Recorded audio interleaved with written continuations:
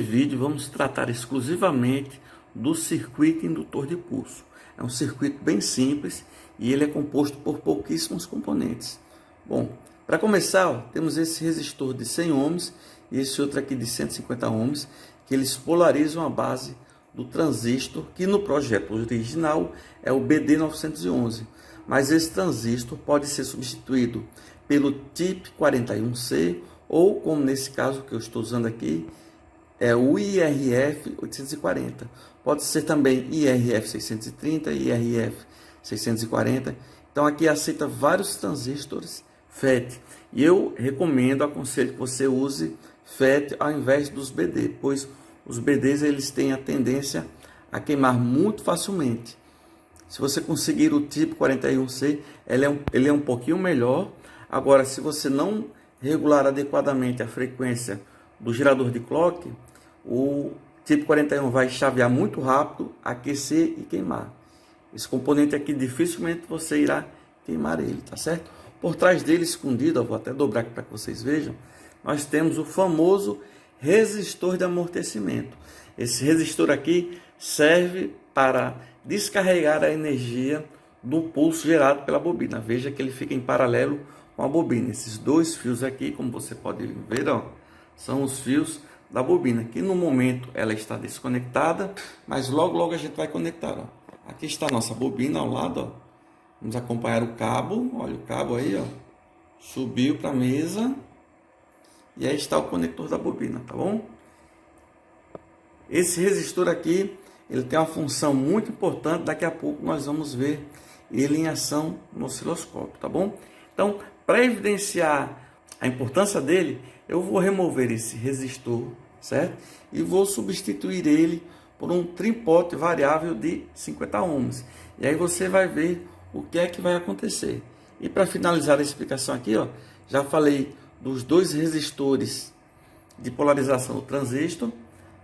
Também faz parte do circuito, obviamente, o transistor. Ele está funcionando aqui como chave. Ora ele liga, ora ele desliga. Sempre que ele ligar, ele vai energizar a bobina, tá bom? Por trás aqui já falei do resistor de amortecimento, tá certo? E para que o circuito funcione adequadamente aqui no vídeo de hoje, eu tive que soldar alguns outros componentes que não fazem parte do circuito, mas que são necessários para que eu faça com que esse circuito funcione e eu possa demonstrar ele a vocês. No caso, eu montei praticamente aqui todo o circuito amplificador. Ele é composto aqui por esse resistor, o LF357N, esse outro resistor de 820K, e aqui nós temos os capacitores de desacoplamento da fonte simétrica. Então, e também aqui o capacitor de acoplamento do sinal. O sinal da bobina, ele vai sair daqui, passar pelo resistor de 220R, vocês vão ver que a bobina vai gerar um pico altíssimo, e aí esse pico ele vai ser reduzido graças à ação desse diodo Zener. Ele vai fazer com que o pico, vocês vão ver que passa dos 500 volts, esse diodo ele vai reduzir a tensão para níveis aceitáveis. Depois o sinal vai passar por dentro do capacitor e finalmente o sinal vai entrar aqui no pino 2, que é a entrada inversora do nosso amplificador operacional. Chega de falatório, vamos para a bancada ver o comportamento do circuito indutor de pulso. Eu quero que vocês percebam que eu removi aqui o resistor de 180 ohms e coloquei esse tripote variável de 0 a 500 ohms. A bobina está desconectada, como vocês podem ver, ó. Vamos seguir aqui o cabo. Olha o cabo da nossa bobina, ó. Aqui está ela, ou seja, está totalmente desconectada. Vamos testar aqui o circuito sem a bobina. Depois vamos repetir as medições com a bobina. Como eu não vou conseguir enquadrar tudo, placa e tela do osciloscópio, eu vou mostrar por onde eu vou passar a sonda do osciloscópio. Primeiro eu vou mostrar aqui o ponto A, que é o formato da onda que temos na saída do 555. Depois eu vou mostrar a onda no coletor do BC327. Você vai ver que a onda vai inverter. Na sequência eu vou colocar a sonda nesse ponto aqui, que corresponde a base desse transistor aqui.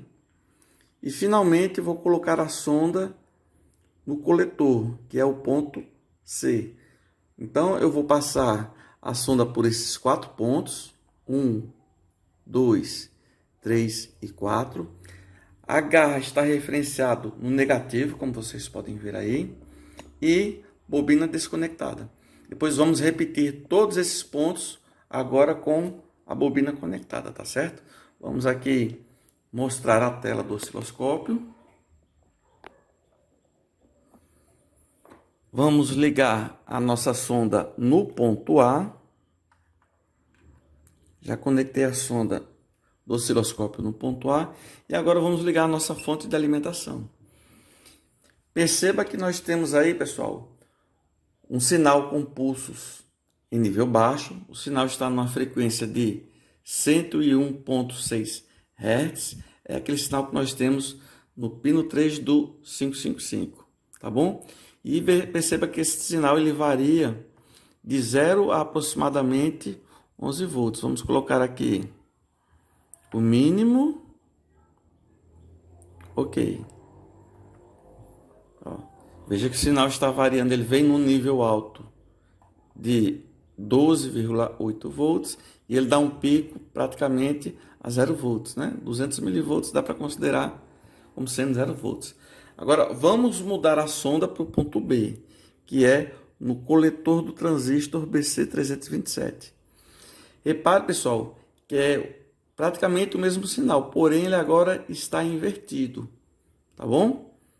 É a mesma frequência, a mesma amplitude, só que agora o sinal está invertido. Vou voltar para a saída do 555 e agora coletor do 327. Vamos passar agora para a base do transistor IRF 840. Vamos ver aí o sinal na base dele. Vamos ligar o sinal. Veja que nós mantivemos aqui os pulsos em nível alto, só que a amplitude é bem menor. A amplitude agora é de apenas 7,6 volts. É um pico de 7,6 volts e ele cai a 0 volts novamente. E finalmente vamos ao coletor do transistor IRF 840. Está aí o aspecto do sinal.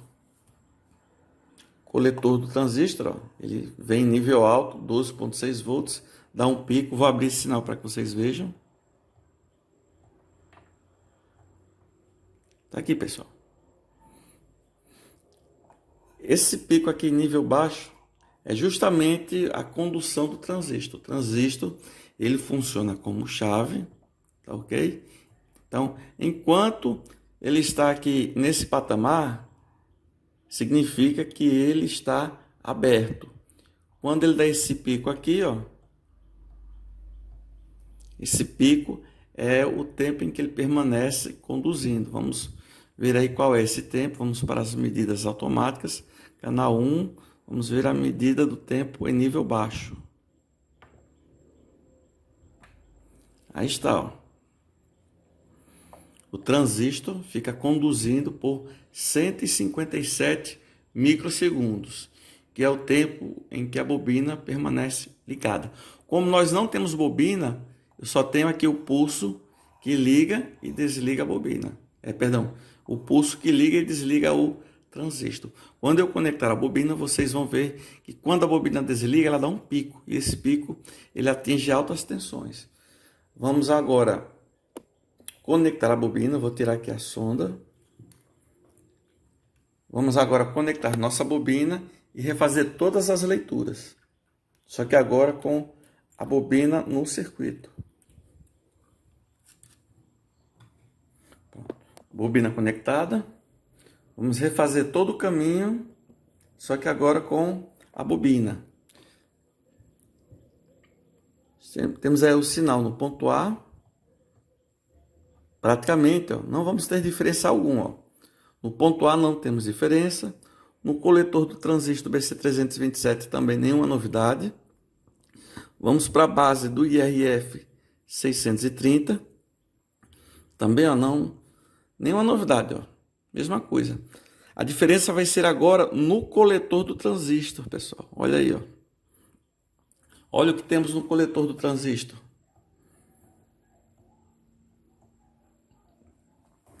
No coletor do transistor, nós temos aqui um momento em que o transistor passa a conduzir, ou seja, o momento em que começa a passar energia pela bobina. Nesse momento aqui, o transistor é desligado.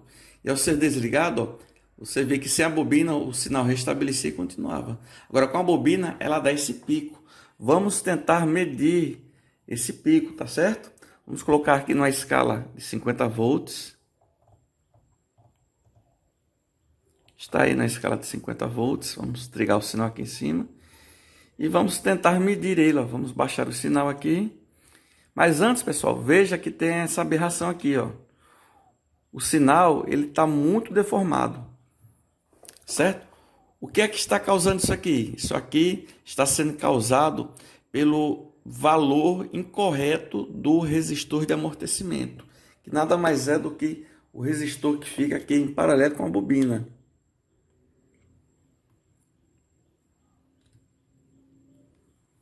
Ó, eu removi o resistor de 180R e coloquei esse trimpote aqui. Eu vou variar ele e aí você vai ver o que é que vai acontecer lá com o sinal, tá certo? Vamos voltar para a tela. E agora eu vou atuar lá no trimpote. Vamos colocar a chave nele. Primeira coisa que eu vou fazer, pessoal, é reduzir a resistência dele, ó. Vou reduzir a resistência. Eu pioro a situação, estão vendo, ó? Vou reduzir mais ainda a resistência. E aí eu fico com um pico aqui e aqui, fora esse distanciamento. Então, resistências pequenas na bobina de amor, que em paralelo à bobina, não vão causar um efeito de amortecimento desejado.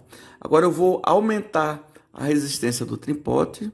No momento que a sonda escapou aqui. Vamos aumentar agora a resistência do trimpote e ver o comportamento do sinal. Repare que conforme eu vou aumentando o sinal aqui, ó, a resistência, perdão, o que é que vocês vão reparando, ó? O sinal começa a fechar, esse pico some e ele dá mais amplitude nesse, que é o que interessa. Vou abrir mais um pouco o sinal aqui, ó. Eu dei zoom, viu, pessoal? Eu dei zoom. Estou aumentando aqui a resistência do trimpote. Olha aí, pessoal. Quando ele atinge a resistência ideal, olha como ele fica. Esse é o comportamento, esse é o formato da onda que você deve conseguir ao usar um resistor de amortecimento de valor adequado. Estão vendo? Ó? Ele dá um pico e volta. Vamos tentar medir esse pico, pessoal. Vou diminuir o zoom. Vamos tentar medir o valor desse pico. Ó.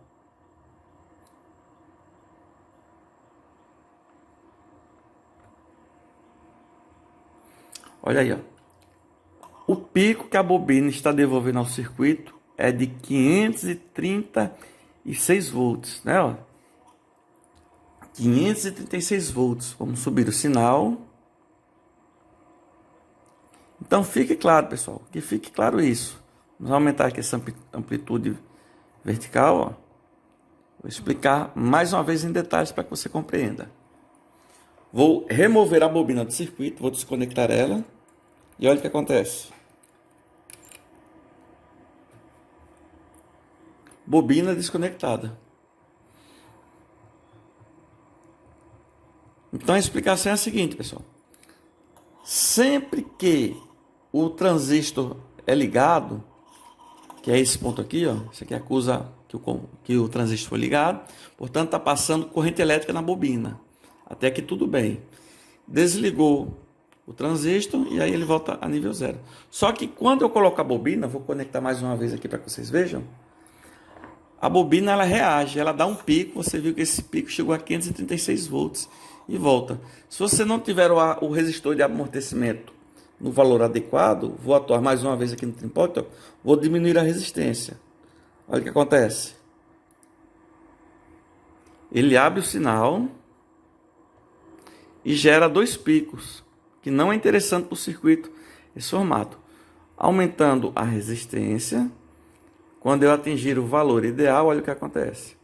Eu fico com um pico arrumadinho, todo certo, como deve ser.